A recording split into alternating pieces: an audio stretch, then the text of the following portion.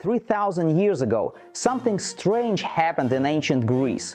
A cultural revolution began, an eruption of creative energy, almost volcanic in intensity.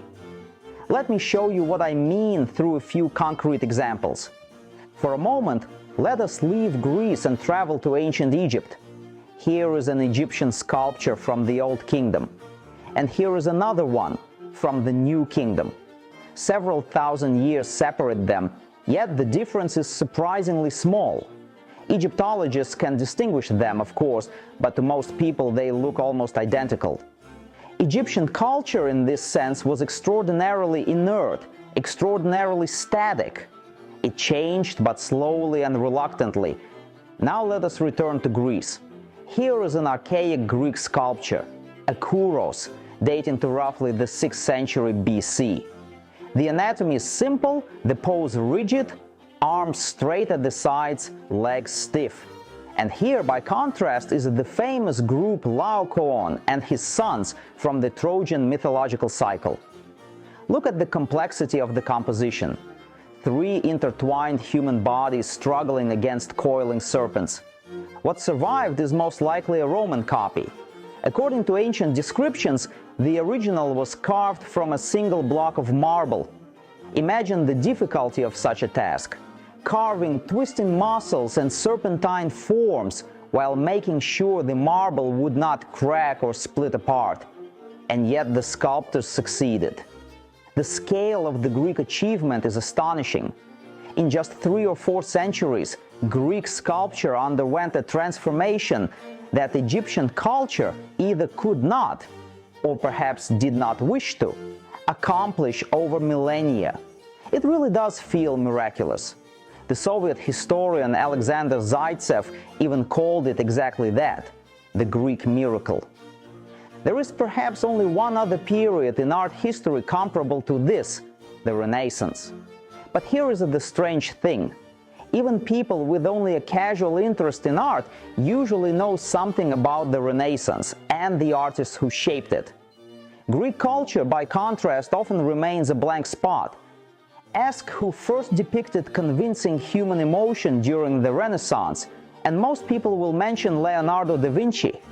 Yet Greek sculpture had already produced artists capable of fear, despair, psychological tension, even deliberate distortion of anatomy for expressive effect.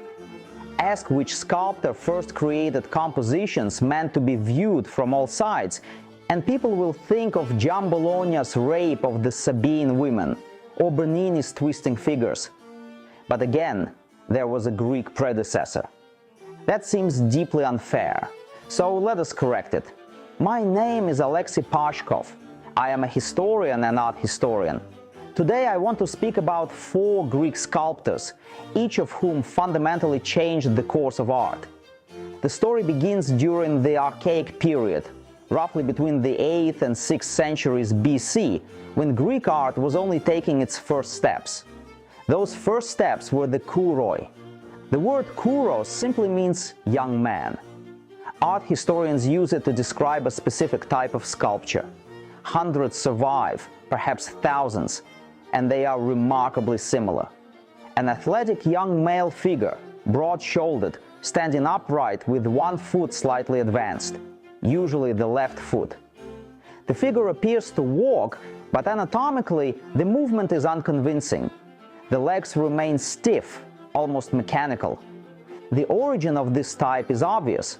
Greek artists borrowed heavily from Egyptian models, but there was one crucial difference between the two civilizations. Egyptian artistic conventions remained almost unchanged for thousands of years. Greece, by contrast, suddenly exploded into movement. Around the 7th century BC, Greek art began developing with extraordinary speed. Within only 2 centuries, it underwent a radical transformation. Historians often describe this phenomenon as the Greek miracle. What exactly were the Greeks trying to do? In essence, they were trying to bring stone to life. Take the famous Kouros, known as the Tenea Apollo. The title is conventional. We do not actually know whether the sculpture depicts Apollo, an athlete, or some local hero. but look at him carefully. He is athletic, yes, yet he resembles a machine more than a living person. Gradually, however, the Kuroi begin to change. Heads turn slightly, arms rise, hips rotate, weight shifts. Compare the earlier Kuroi with the so-called Apollo from the Tiber. The body is already becoming more dynamic, but something is still missing. The final breakthrough came with Polykleitos in the 5th century BC. This was the age of high classicism, the great flourishing of Greek civilization between the Persian and Peloponnesian wars. Victory over Persia brought enormous cultural confidence. And it is precisely here that Polykleitos appears. Almost nothing is known about him personally, but one sculpture alone secured his immortality: the Doryphoros, the spear-bearer. At first glance, the figure may not seem revolutionary, but it is. Polykleitos discovered a new way of positioning the human body. The figure rests on one leg while the other relaxes. The hips tilt slightly. The shoulders counterbalance the shift. Today we call this pose contrapposto. Contrapposto changed the history of sculpture. The body suddenly feels alive. The figure exists somewhere between motion and rest, exactly as real bodies do. Living bodies are systems of interconnected movement. When we walk, shoulders shift, arms swing, and balance adjusts itself constantly. Earlier Kuroi lacked this internal logic. Their limbs behaved independently, mechanically. Polykleitos understood that movement must ripple through the entire body. In a sense, Polykleitos taught marble how to breathe. But Polykleitos contributed something even more important. By the way, speaking of contributions, you can make a huge contribution to the growth of my channel simply by clicking the subscribe button. Seriously, I'd really love for this project to keep going. Sure, there's a McDonald's down the street, and they're always happy to hire someone with a degree in art history, but before I go down that road, I'd like to give this project a chance, and your subscription would be a huge help. Thanks in advance. He wrote a treatise called The Canon. The text itself is lost, but ancient writers tell us that it described the ideal mathematical proportions of the human body. According to Polykleitos, beauty emerged from harmony, from precise numerical relationships between all parts of the figure. The Doryphoros may even have served as a demonstration of these rules. This idea, beauty as proportion, became foundational for European art. It shaped sculpture and architecture alike. Ancient temples, later Renaissance buildings, even theories of artistic harmony all grew from this conviction that beauty could be expressed mathematically.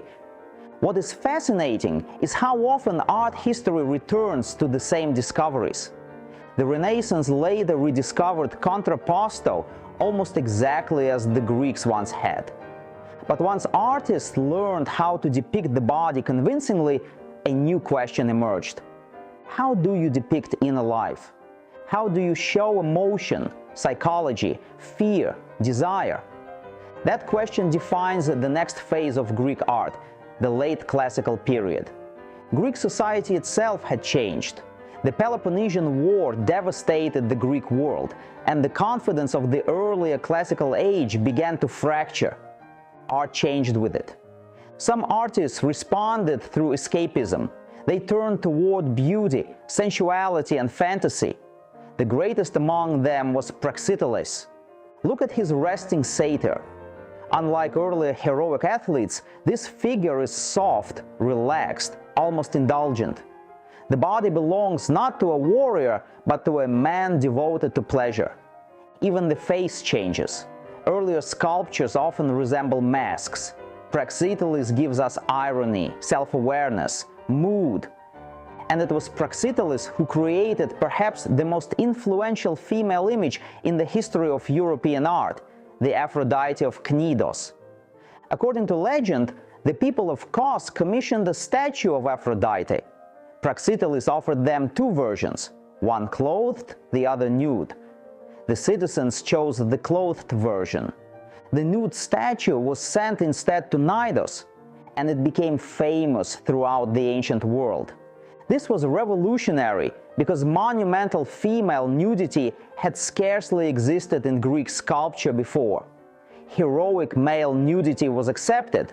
Female nudity still felt dangerous. Praxiteles transformed it into something both sensual and divine. The body of the goddess twists gently like a wave. The figure seems alive, fluid, vulnerable. This image became one of the great archetypes of European art. Artists returned to it for centuries. Alongside Praxiteles, however, another artistic current was emerging, darker, more violent, more psychological. Periods of crisis produce two opposite impulses: escape or emotional confrontation. The sculptor Scopas belonged to the second category. His most famous work is the Maenad. The sculpture survives only in damaged form, yet it remains extraordinary. The Maenads were female followers of Dionysus, the god of ecstasy and frenzy. Ancient sources describe them abandoning the city and dancing themselves into trance. Scopas captures exactly that moment of ecstatic madness.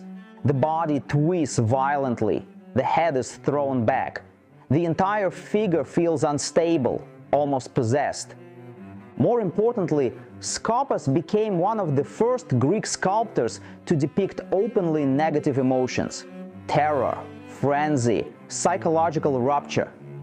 The sculpture also introduces another innovation. It cannot be understood from a single viewpoint. Earlier sculptures were largely frontal. Psychologically, they still belonged to the wall behind them. The Maenad breaks free from that limitation. To understand it, the viewer must move around it. The sculpture exists fully in space. This too would become one of the defining discoveries of later European sculpture. The next major figure is Lysippos. Lysippos was the favorite sculptor of Alexander the Great, who reportedly allowed only him to portray his image. The sculpture most closely associated with him is the Phanise Hercules. The figure is enormous. Earlier Greek athletes were powerful but restrained.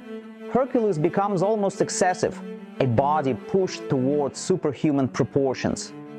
Yet what makes the sculpture remarkable is not strength alone, but exhaustion. Hercules leans heavily on his club after completing his labors. His body appears drained, nearly collapsing under its own weight. This mixture of immense power and deep weariness feels characteristic of the late Greek world itself. Greek civilization remained rich and brilliant, but internally exhausted. From there, Greek art moved into its final great phase, Hellenism. After Alexander's conquest, Greek culture spread across vast territories. Art became more theatrical and emotionally extreme. Works like Laocoon and his sons belong to this new world. The human body, once calm and idealized, now twists in agony. And through that transformation, Greek sculpture laid the foundations for much of the emotional and visual language of later European art. But that is a whole different story.